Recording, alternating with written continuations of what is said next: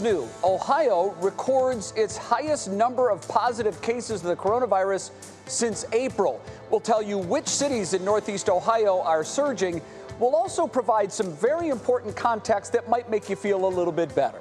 So we just keep pivoting and hoping for the best. Banding together, what some small business owners are doing to bring customers back to their shops. He don't know us from Adam to Eve. And for him to have the idea to put my son's name in there, that's love. The Black Lives Matter mural downtown is creating unity and peace, especially for one mom who lost her little boy in a shooting. Plus, changing America's national anthem. Some are pushing for it. We're going to give you a chance to weigh in now at WKYC.com/vote now. Call me petty if you will, and I most certainly am. But as a Clevelander, I feel a natural sense of competition with Columbus. And I think they've gotten a bit big for their britches as of late. Mike Polk with his 2 cents on Columbus's petition to change its name to Flavortown. What's new starts now. And now, live from WKYC Studios, this is What's New. Happy Friday, everybody. Thank you so much for choosing What's New. I'm Betsy Kling here with Jay Crawford with the huge studio all to ourselves. We're socially distanced, for sure. We definitely are. Wow. We've been back. I've been back in the studio now for a week. I know. And we still continue to look at each other this way. I know. And we're on this box. So it kind of looks like we're looking at each other. You know how in the Brady Bunch in the open they would do that number right there? We've got a Brady Bunch of 2. We're nerds. Hosting from home was fine, but this is obviously much better. Betsy, good afternoon to you and good afternoon to everyone at home. Thank you so much for choosing What's New. We begin, as we always do, with our latest coronavirus numbers. Trend continues. Once again, our data point of positive cases is up. The state reporting 987 new cases in the last 24-hour reporting window. Yesterday, we had 892 new cases. It is the largest single-day jump since April, when the higher numbers were because of a spike in Ohio inmates. There is positive news, though. Deaths, which is a lagging indicator, remember, of positive cases, were down to 16 statewide in the last 24-hour window. That is a 25% drop from our 3-day average of 21 deaths per day. Hospitalizations, though, are up a tick, 68 today compared to the average of 56. Now, there's been a ton of talk about the numbers rising because our testing has gone up. This graph may be a little difficult to read. I'm going to try to break it down for you. The light blue numbers that you see are the daily numbers of total tests given in Ohio. The yellow line there, which peaked in April and then sort of flatlined, is the percentage of tests that are positive each day. There has been a huge jump, obviously, in testing just from the last couple of weeks. 73,000 2 weeks ago, more than 100,000 tests in the past week. The key stat to look at is the positivity rate. That's the percentage of people that are tested that have the virus. And as you can see, that for the most part has flatlined. It is up slightly over the last 2 weeks, 3.9% 2 weeks ago. It was 4.3% last week. The positivity this week is at 4.7%. So that clearly is going in the wrong direction. You can see what's happened there when you look at that yellow line there, and it does give more context to these numbers. However, yesterday's positivity rate, just for yesterday, was 5.4%. Let's give that some context. Let's go back exactly 1 month. The positivity rate 1 month ago was 5.9%. So it is slightly down month to month.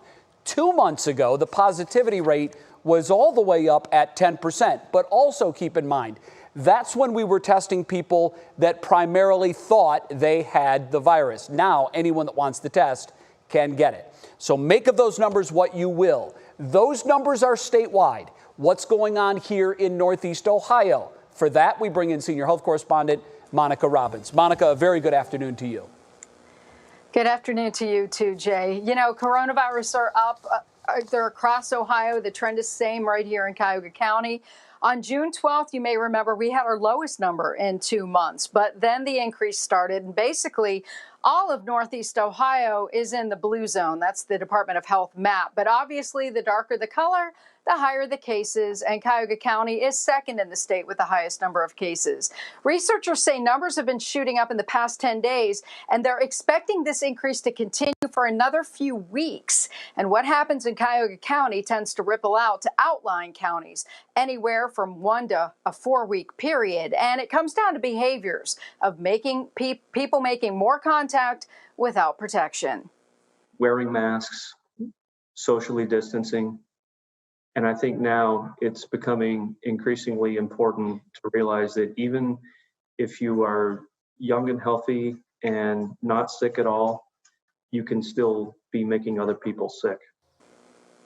And because what we're seeing are the cases are impacting younger people, and that's the number, the 20, 30-somethings, those numbers are going up. So watching that is critical, and it's critical that they follow safety guidelines of the social distancing, wearing masks and washing hands, etc., because the risk obviously goes up significantly if you're around somebody who doesn't even know they're sick. And Jay, it also matters as to where you're living in Cuyahoga County and in Cleveland specifically. Yeah. You know, right here in the city of Cleveland, that is, you know, skyrocketing cases right now. They went up. They were 1,800 last week. They're almost 2,600 this week. So we're seeing a huge jump in Cleveland cases. And overall, with the county at, you know, over 4,000, Cleveland is the biggest number of cases in the county. So that's something to be aware of too. And it really does depend on your zip code. The east side of the county, Shaker Heights, Beechwood, those areas are seeing a high spike, but so is Parma Heights and Middleburg Heights. They're seeing an increase in cases too. Those would be what we would consider the hot zone. All right, Monica Robbins, thank you very much. Some terrific information. And remember, it all changes, but information is power. The more we have, the better equipped we are. Monica, thank you very much. We'll see you at 6. Now, we're going to continue to follow the surge in cases here in Ohio and nationwide. Don't forget, if you want any or all of our coverage, all you have to do is text the word FAX to 216-344-3300, and it goes right to your phone. Betsy? Now on to your feet at 5. Small business owners are bracing for a potential ripple effect from the pandemic that they believe could last for years. And just because they're reopening doesn't mean there aren't still challenges. In Wadsworth, mom and pop shops are working together to support one another, from freebies to bringing in more customers and efforts to create more outdoor dining space. There's a grassroots movement to make sure the restart is a success. There are challenges, but I also think that entrepreneurial spirit is something that can never be underestimated. Well, if there's a way to survive, we're going to figure it out.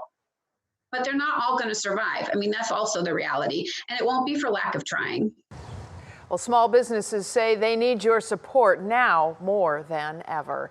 Jay, I mean, shop local. We say it all the time, but, you know, you find the best stuff in those little local shops because they're hand-curated, you know, little things to bring to you. You know, they definitely have a place, and I just hope that isn't lost in all of this. I couldn't agree more with you, and I love the attitude. We heard it there. We're going to figure this out. Whatever it takes, we're going to do it. And one thing, and I hate to disparage anything, right? But when you compare the service that you get at the huge stores compared to your local hardware store, it's completely different. They know your name when you walk in there. You get more personal one-on-one service whenever you can, folks. Try to use those local businesses. Keeping them going is very important for our local economy. We just got to keep the economy rolling. It's an engine that we have got to feed, certainly. All right. Parents, if you are looking for something to do this weekend, and who isn't, Great Wolf Lodge is back open again starting today. And like everyone else, they have new protocols in place. Brandon Simmons joins us now with details on what's changed out there. Hi there, Brandon. Hey, Betsy, it's almost hard to believe that there are still places that are closed, but you have to remember theme parks and water parks were some of the last places that were allowed to reopen, and they were allowed to open by Governor Mike DeWine starting June 19th. But here we are a week after that date, and now Great Wolf Lodge has opened again to the public. Now, they will be opening with limited capacity so you and your family can keep to yourself and maintain social distancing as much as possible. Now, employees will be wearing masks and will have temperature screenings, but guests guests are not required to do that. Staff will also be wiping down surfaces more often than usual and are separated by plexiglass whenever possible. Now, unlike some local pools that have kept certain water attractions closed, Great Wolf's Water Park is fully open. The great news from the CDC is that there's not spread of COVID-19 through the water, and our pools are all chlorinated. We test them regularly, and being in a big, gigantic indoor water park like this one, we're able to spread our guests out and maintain social distancing. Now, the resort is also adding additional contactless payment options and mobile ordering through their app for food orders to minimize contact with others. Now, with coronavirus numbers still going up, Betsy, with the numbers going up in parts of the country, that is, I think a lot of people are kind of searching for places where they can go to and kind of feel safe. So you want to stay right here in Ohio, right? So you're looking at places like Great Wolf Lodge, Kalahari, even the beaches around Cedar Point. A lot of people looking for things to do, and I think this is a good option that's out there. But again, you have to be comfortable with it. You have to be comfortable and just remember the rules and respect everybody else's decisions. They're looking out for their families just like you are. Thanks so much, Brandon. Really great to hear some more positivity about things moving and getting open. Appreciate it. Jay? Most places have been smoke-free for years, but up until this year, Cedar Point was not one of them. That's about to change. The amusement park will no longer allow visitors to smoke inside the park. There will be a designated smoking area outside the main gate. The ban also includes vapors and e-cigarettes. Ohio voted way back, this was 2006, Betsy. Right. Ohio voted in November of 2006 to make smoking in public places prohibited. Mm-hmm. And it went into effect May 3rd, 2007. So I know there's going to be a lot of people that say, wait a minute, you can't smoke at Cedar Point? Well, you haven't been able to smoke in most places in Ohio going back 13 years. Right. Now the park is catching up with it. And I think they've had designated smoking areas. They have, yeah. Now they're just moving outside of the park. You know, I don't want to open a can of worms here, but as a non-smoker, no, not yet. I always laugh at those designated smoking areas because when you walk through them, and you have to, just navigating the park, you smell the secondhand smoke. Now there won't be any inside the park. Right. So Cedar Point is really just catching up with the times. They are. Definitely keeps it cleaner, too. All right. Well, as the push to remove historic statues continues, there's a push to change the national anthem. In light of recent events, there is a movement with growing momentum to change the national anthem from the Star-Spangled Banner to America the Beautiful. This is a very hot topic of conversation that is kind of interesting to get started. But we want to know what you think. You can weigh in at WKYC.com/vote now. We have it going there at the bottom of the screen. But while you vote, here's why people are calling for the anthem to be changed. It was written by Francis Scott Key, who was a slave owner. According to the Smithsonian, he once defended slaveholders' rights to own human property, and those in favor of changing the anthem say that anthem reflects racism and sexism. Key's statue was one of several destroyed over the weekend over in San Francisco. It was covered in paint and then broken. So, Jay, I think, the overwhelming majority that you could see there at the bottom of your screen is that a whole lot of folks are saying they still want it to be the Star-Spangled Banner. Yeah. I always viewed, America the Beautiful as kind of the backup, quote. I do too, yeah. Of the. It's like the 1A. It is. They play it, and I love in that. the seventh inning stretch. That song is beautiful. Yeah. I love that song. Right. Put me in the 88%. And by the way, I'm not surprised to see that. I'm really not. I know that there is a vocal minority right now that wants to change it. And I'm not going to get into the statues and all of that. I will just make one statement. Betsy, you can piggyback off of it if you'd like. Our history is an ugly history. That's never going to change. This country was founded on some beliefs and ideas that, quite frankly, today are repulsive. Right. You can't erase that. Mm-hmm. By knocking down statues and changing songs and changing the name of your city, you can't erase that. I'm not sure that that's a terrible thing, because you know the saying, those that don't study history are doomed to repeat it. Right. We don't like our history, but just because we don't like it can't mean we can wave a wand and make it all go away, and none of that ever happened. I think this is a discussion to be had about what we choose to celebrate in our history. That is absolutely And true. that's where the statues Yes. and the Star-Spangled Banner comes in. Yes. And, you know. And I can understand why people might not want to celebrate many of these things. Yep. But that doesn't mean they shouldn't be observed. No, or So, taught. I think yeah. the education system definitely plays a role in all of this. It is our history, and we can't change it. Yep. Still ahead on What's New, there's a petition to change the name of Columbus, get this, Bets, to Flavortown. I hate this. This is ridiculous. Our Mike Polk's going to weigh in on that. Flavortown. Come on. And by the way, Flavortown is in line to get some thunderstorms. We are too, actually. Can you put that on the map, Bets? Instead of Columbus? It just grates my nerves. Flavor Flav can be the Flavortown. mayor. If you're going to change it, please don't make it Flavortown. Look out there over the skyline of downtown Cleveland. You can see the clouds rolling in. We do have storms on the radar. We're going to track them for you coming up.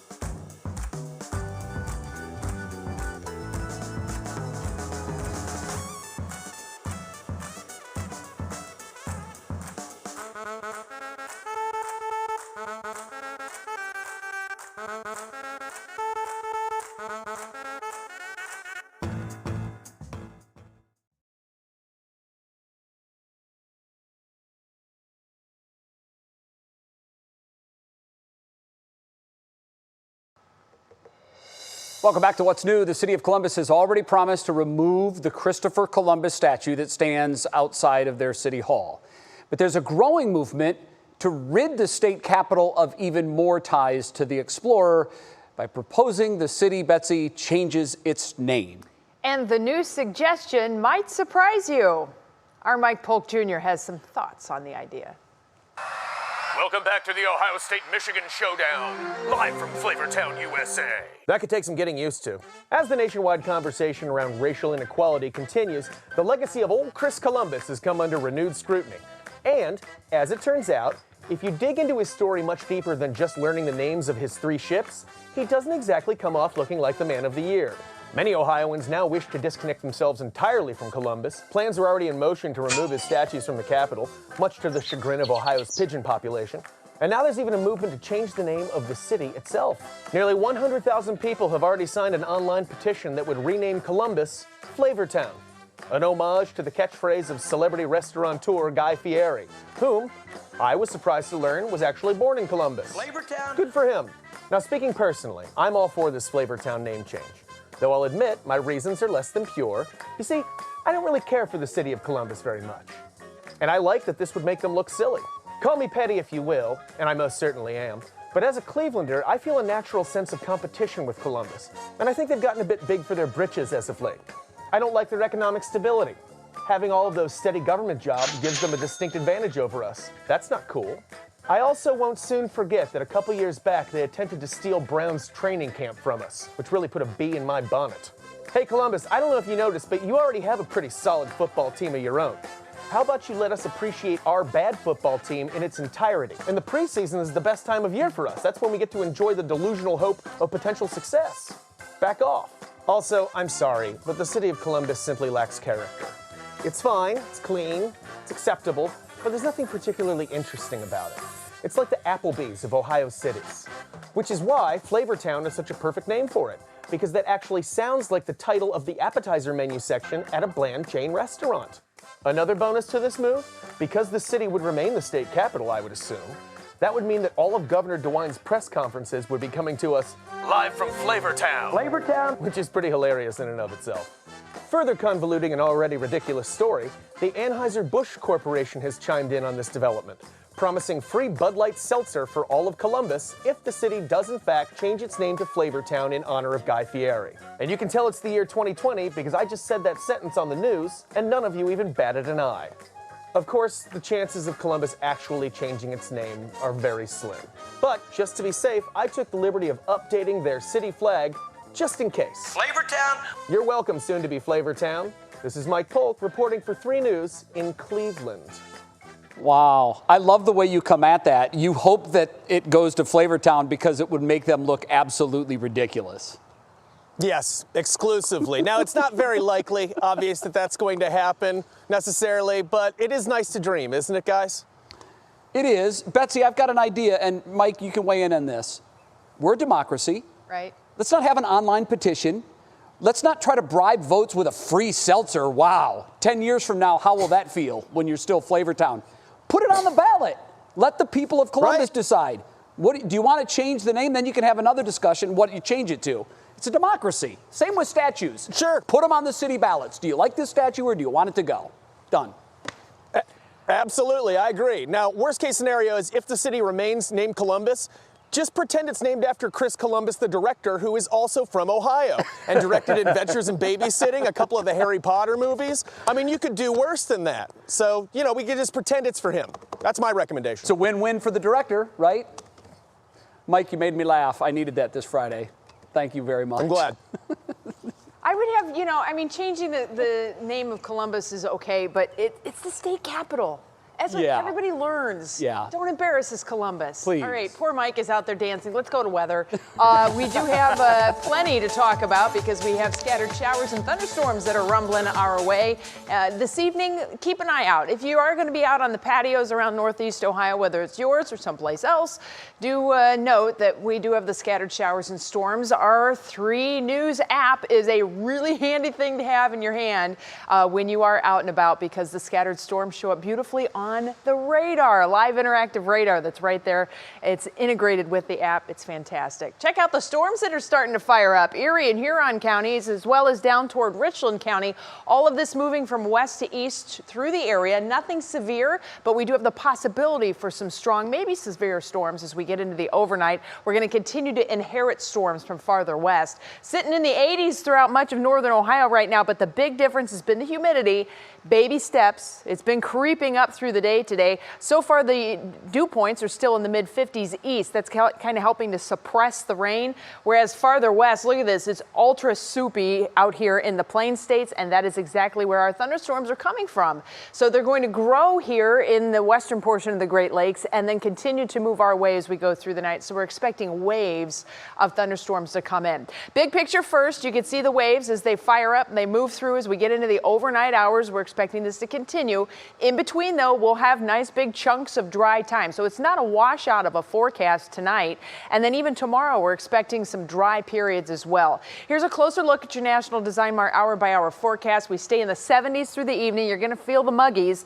Midnight, you can see how showers and thunderstorms are scattered around the area. We'll continue to have waves of thunderstorms as we get into the early morning tomorrow. You can see that kind of fades off, and then we're probably going to see some more pop-up scattered showers and thunderstorms as we head through the afternoon.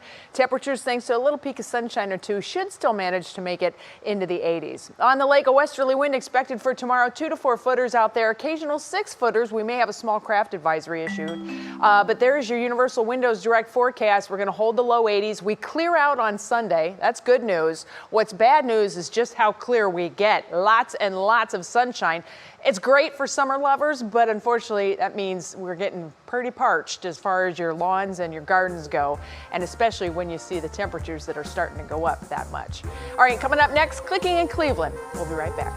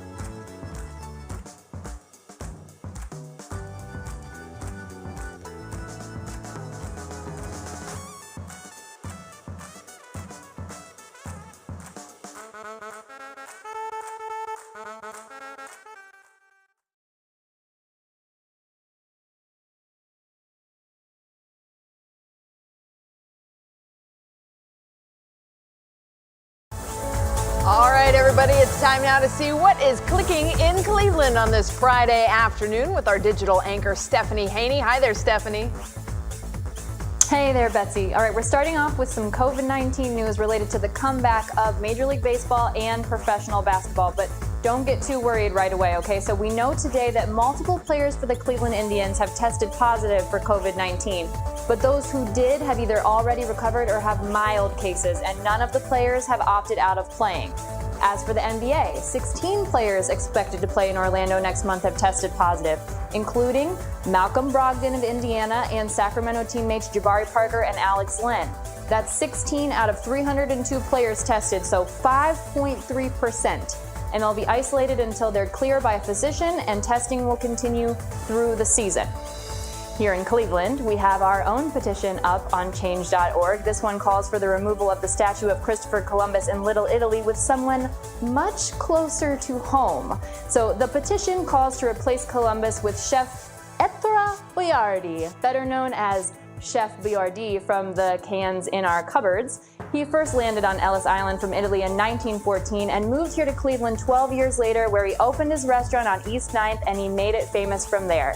There's almost 500 signatures on that petition so far. And if you like cheesy news, this one is for you. Cleveland-based Stouffer's has come up with a Mac on Tap machine, so you can get your macaroni and cheese straight from the tap later this year, in case the microwave wasn't fast enough for you. Cleveland comedian and random acts of kindness advocate Ricky Smith volunteered to test it out and have the company send one right on over. Now, this was after the company asked people where they would like to see the Mac on Tap machine pop up first, because National Mac and Cheese Day is coming up on July 14th. Betsy, what do you think? Do your girls want their Mac on tap? Would you be signing up for that? We buy Stouffer's mac and cheese by the case from the outlet store in Solon. By the case. So yes, we would totally be willing to have a tap in our house.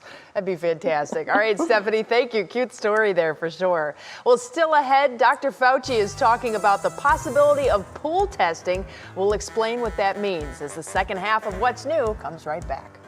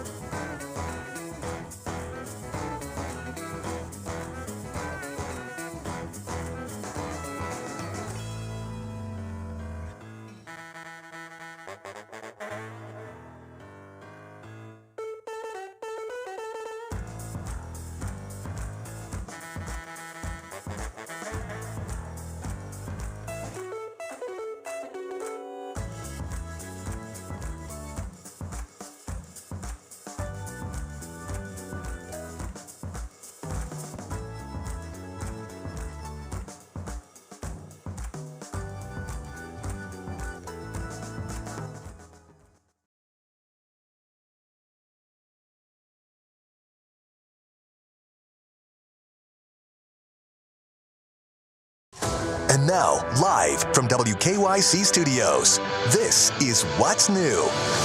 Welcome back to What's New, and happy Friday. I say happy Friday. I don't want to rub it in, but Betsy, who is a workaholic, she's always here. She's actually working tomorrow, so she just mentioned a while ago on the commercial break, today's your Thursday. I know, I'm loading all the wrong day stuff. I'm sorry about that. And regardless, happy Friday to you, Betsy, and to everyone at home. Definitely. It's a beautiful day out there, although we're keeping an eye on some showers and thunderstorms for this evening. We'll talk about that coming up. But right now, it is time for Jay to tell us something good. We do every day about this time, don't we? Oh, it's I thought you were going to tell us about that. I can do it. I'll do it then. Yeah, I think it's yours today. Fine. I'm going to tell you something good. A Texas family wasn't going to let their 100-year-old grandmother celebrate her birthday alone. Oh. Grandma Coco's family gathered outside her window at the Texas Senior Center to sing her happy birthday. Wow. They brought her balloons and signs, and her family says Coco fostered more than 70 kids over the years. So she's got a whole Wait. lot more family than just who showed up today. 70 foster kids. 70 foster kids, yeah. Wow. How about that? That's an American treasure. 100. She doesn't look 100 years old. I think she looks great for her age. She does. Very cool. All right, that made me smile. I hope this next story probably won't make you smile because it's COVID-19 related. Obviously, the big talker is the surge of cases of COVID-19 within the last 24 hours. Almost 1,000 cases have been reported here in Ohio. The exact number 987, and that is the highest total since April 20th. Ohio isn't the only state in this position, though. Dr. Vin Gupta, an NBC News medical contributor, joins us live from Seattle. Doctor, a big topic of discussion right now is the age of the patients that's contracting the virus. Today, Vice President Mike Pence said that the increase seems to be in people under 35 that are contracting the virus. He said that's good news, is it? It's definitely not good news. There's nothing to celebrate. It should be very deeply worrisome to all public health officials, any leader across the country, all of us, because young people tend to be asymptomatic. So if they're infected, they tend to be asymptomatic, meaning they don't know they have the disease. But one of the big problems here is if they don't know they have the disease, and we're seeing that young people across the South, we're seeing anecdotal reports that really everywhere across the country are also tending not to wear masks in large proportions. So you have a perfect storm here. Asymptomatic individuals who don't know any better, that they may or may not have the disease, they're not wearing masks. So this is the ingredients for why we're worried COVID-19 is going to continue to grow, continue to resurge, because young people are now having rising caseloads. Doctor, according to the Washington Post, Dr. Anthony Fauci discussed the possibility of pool testing. What exactly is that? How does it work? And how would it help? Now, the basic idea around pool testing is instead of wanting one sample per one individual at one moment in time in a lab, you can mix 20 people samples into one well. So you can run 20 people samples in one laboratory well instead of one individual. So you're massively increasing the scale and throughput of testing in a lab, which brings down the cost per test significantly. Meaning if you're an employer, if you're the United States government, and you say, hey, I want to screen everybody every week, not every 2 weeks, which is what we should be doing, it's going to cost us less to do so. So this is a huge innovation if the FDA does clear it. Very good. Dr. Gupta, thank you so much. And this reminder, you can get the latest national outlook tonight on Nightly News with Kristen Welker. Doctor, thanks again. We appreciate it. Thank you.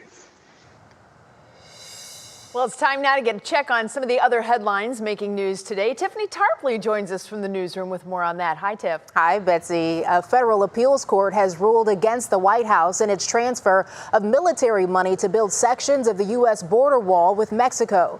An appeals court ruled that diverting $2.5 billion from military construction projects to build the wall illegally sidesteps Congress. The ruling says it's Congress which gets to decide how to use those funds. Well, a spacewalking astronaut has added to the millions of pieces of junk orbiting the Earth. The commander of the International Space Station had barely exited the hatch this morning when his left wrist mirror, you're looking at video over here, suddenly just floated away. So Mission Control says the lost mirror poses no risk to either the spacewalk or station. It's unclear when it might fall to the Earth, too. Well, the Cleveland Metro Park Zoo says its popular Asian Lantern Festival is coming back next month. I know so many people are happy about this one. It starts July 8th, and the zoo will be transformed with more than 1,000 illuminated lanterns. This is the third year for the event. Betsy, we know that it was sold out last year. You know, it was just this hot ticket. And what's also a hot ticket, Monday, the tickets are already sold out just to get into the regular zoo. So I think people are finding things to do during this COVID-19 pandemic. Outside, socially distanced, nice weather. Great to let the kids run around. Check, check, check, check, check. Okay, Enjoy. Thanks so much, Tiffany. We'll talk to you again coming up at 6. Jay? It is that time again. Time to check in on what's going on in the world of entertainment. And for that, here's Stephanie Haney. She has your daily pop break. Yeezy is back at it again with a new and head-turning partnership. Kanye West's iconic brand announced today that they have inked a 10-year deal with the popular clothing company Gap, and production will begin on a new line soon. Some of you might be thinking, this is pretty random, but tried and true fans know that Ye worked at a Gap when he was a teenager and wrote a whole song about his experience on his debut album, College Dropout. Kim Kardashian West posted about her hubby's deal on Twitter, congratulating him and calling this his dream come true. Grammy and Tony winner and style icon Billy Porter is talking now about his dream come true, his 2019 Emmy win for his role on the FX TV series Pose. Porter told Entertainment Tonight that as a black queer man, it has changed his life completely. There is a power that comes with it. There is a respect that comes with it. Doors open that otherwise would not. He's not kidding. Since his win, he's played parts in Like a Boss, the new Cinderella remake, and CBS's Twilight Zone. And for right now, he's keeping busy with his husband Adam at home in New York and taking part in as many online June Pride events as he can. And speaking of Pride events, Andy Cohen's radio station on Sirius XM is going commercial-free this weekend and welcoming guest DJs like Jim Parsons, Barry Manilow, Paris Hilton, and Adam Rippon to celebrate Pride Month with non-stop acceptance anthems.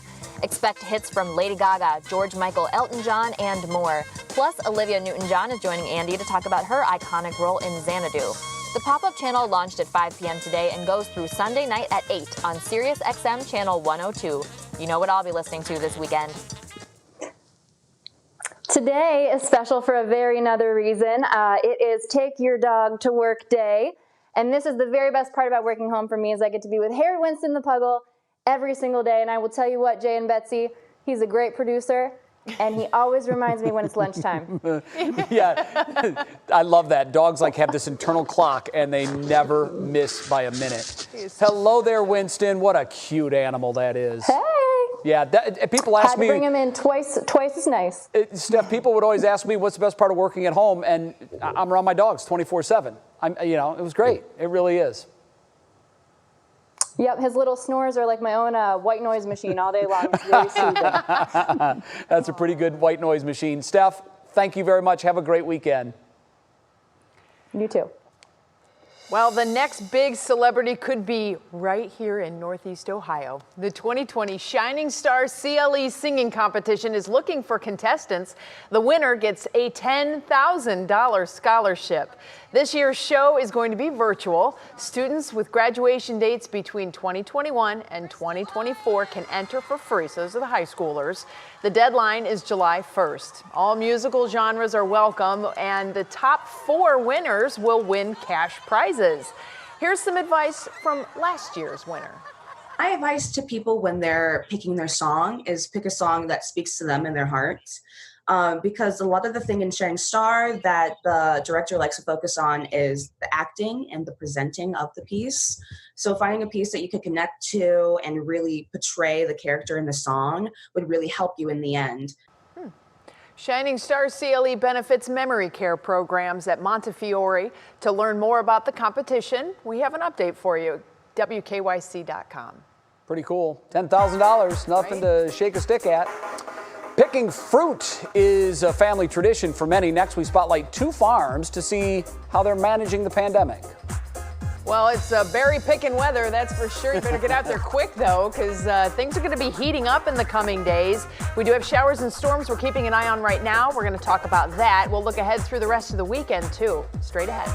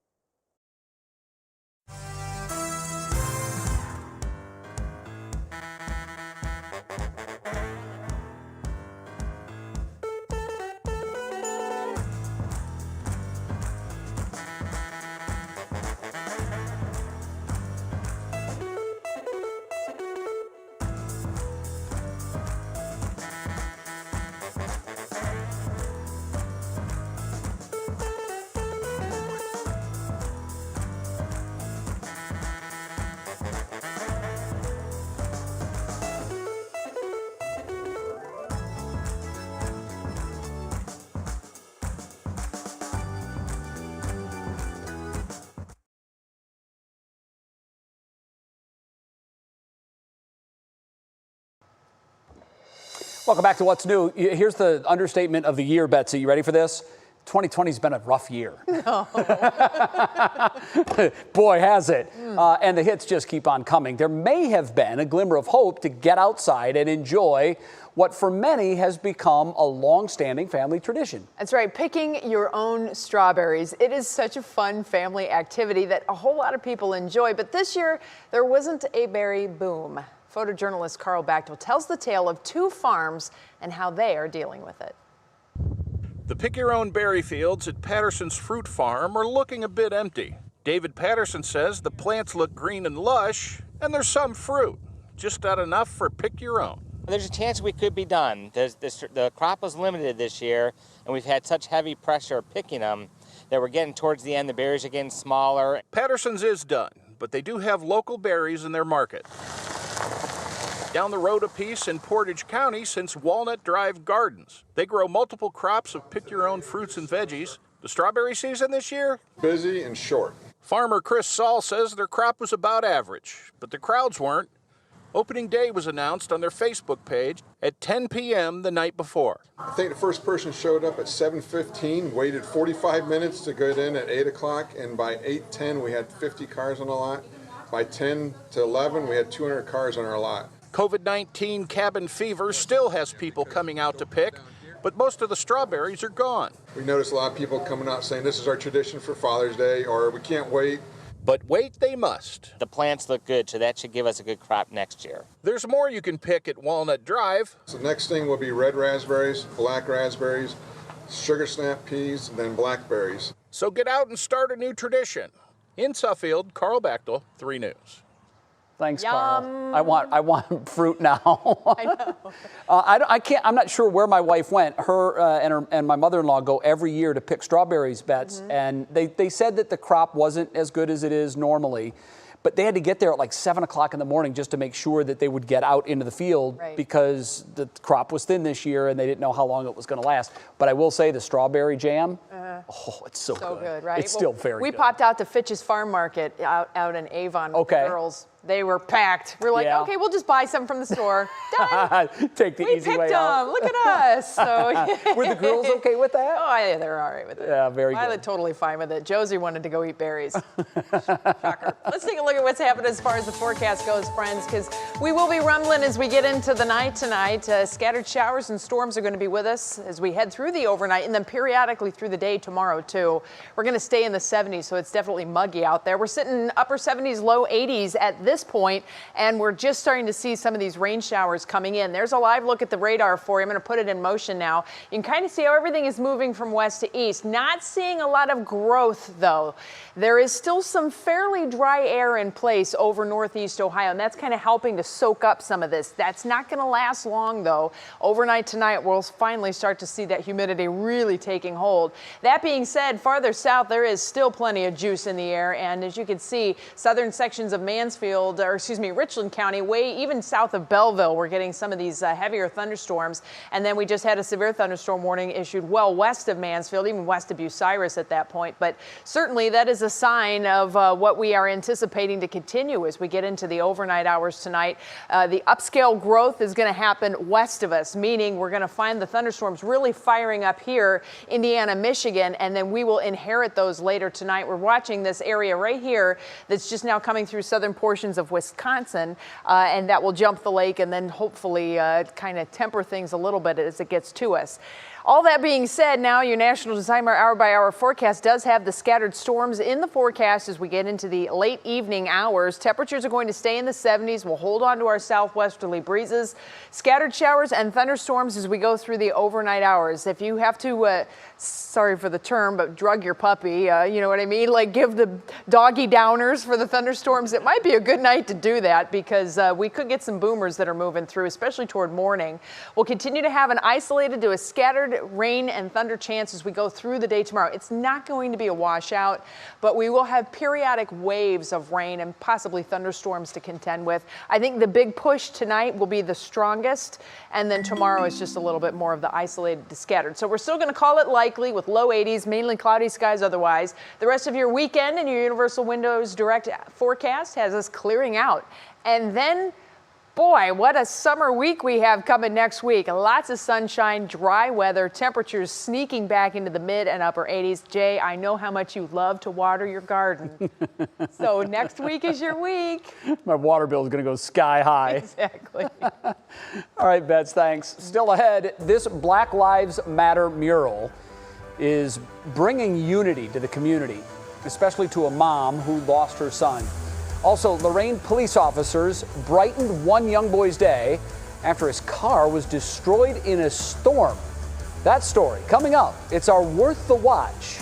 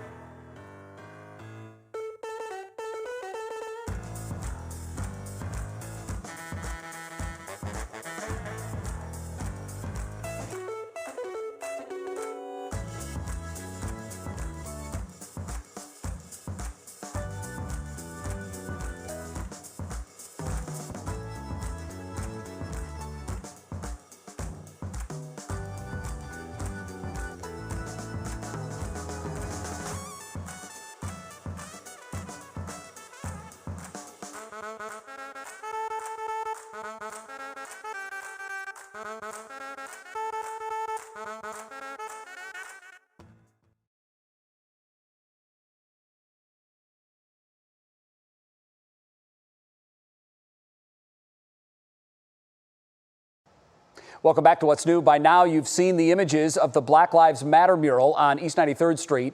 As inspiring as those images are, the impact it's having is unmatched, especially for mother Latasha Dotson, who recently lost her son in a shooting. Austin Love shares her story and how the art is providing a light during a dark time.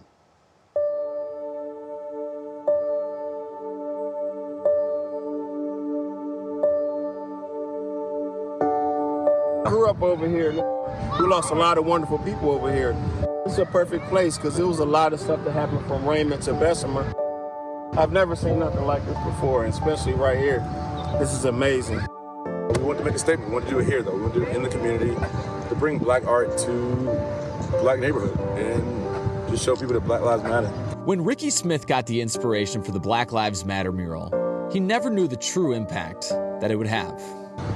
The fact that the city had to block off the street for a week, we thought just at night when we were done, drive on and cool, but just people in droves. We've seen people from Sparse and Dusky, people from New York, people have literally come, and we're proud. We got so much messages of love. I couldn't imagine it, honestly. Bringing together different families, races, and generations, sparking hope and healing. I was just so thirsty to come and see the artwork. For Latasha Dotson, curiosity brought her to East 93rd, but what she found was something that she never expected to see. Then when I got here and I first got out and walked this way, I said, wait a minute, that's my baby name. Among the names honored in the mural, Donnell King, the name of her 12-year-old son she tragically lost in a shooting less than a month ago. Can't walk, can't sleep. Having heart problems. I still haven't ate a proper meal since my son been gone. For Latasha and her family, the past 26 days have been nothing short of a nightmare. But here she found a bit of light in a dark place. Gave her a voice. I mean, we didn't do much, but it just shows that Black Lives Matter. He don't know us from Adam to Eve. And for him to have the idea to put my son's name in there, that's love. While the pain and the tears are still fresh from Donnell's death, Latasha and her family found comfort in knowing her son is being honored, that his life mattered, and always will. It can't bring back my son, but it definitely touched me. It's heart touching, really heart touching. I can't imagine the emotion that she was feeling when she saw that tribute to her son. What a beautiful way to remember him and to make sure that his memory lives on. Wonderful story. Very, very well done. I think Cleveland should be so proud of that mural. It stands out from all the other ones that I have seen. Ours is just so awesome. And I'm very proud of that's in our community. Well done. All right, well, our Worth the Watch is coming up next. This is pretty cool. One Lorraine kid testing out some new wheels after a tree destroyed his.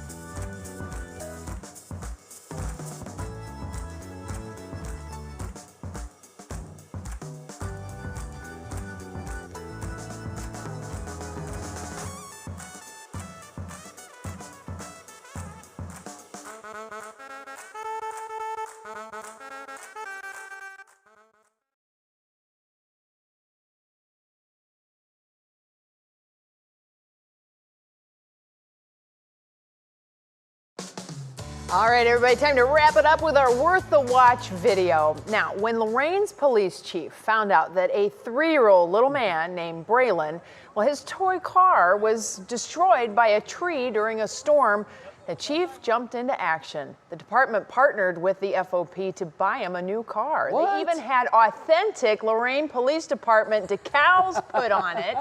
It didn't take him long to hop in and take it for a spin. Look at that. I love that. So if you're in that neighborhood, beware, you got an extra patrol officer there. Yes, you do. I guess the moral of that story is if your toy car gets destroyed, you know, pick up the phone, call your local police. Look at the hugs. That is so cool. I love it. Yeah. We talked about this yesterday, but this is how you build community trust and community relations between those that live in the community and those that police it. We need so much more of that. We really do. We're out of time. Thank you so much for joining us on this Friday. We hope you join us next Monday at 5. Have a great weekend. Yeah, but you're not going anywhere I'm sitting because right you here. and Tiffany are going to be handling the duties for what matters most.